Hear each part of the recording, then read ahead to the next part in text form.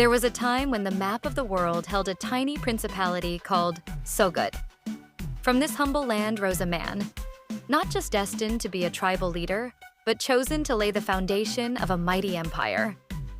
His name was Osman Ghazi.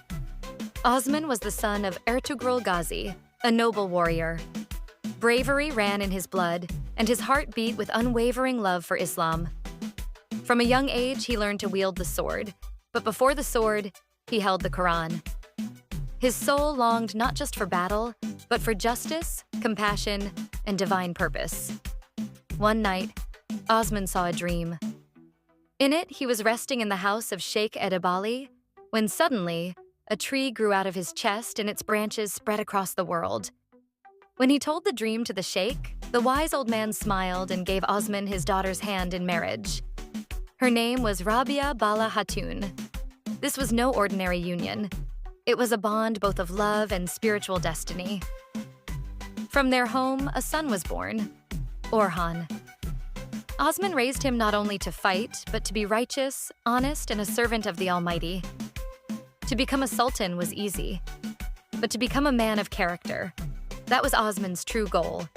His enemies were powerful, Byzantine governors and kings, but Osman never feared them. He conquered fortress after fortress, Kulaka Hisar, Yenishehir, Lefka, and more.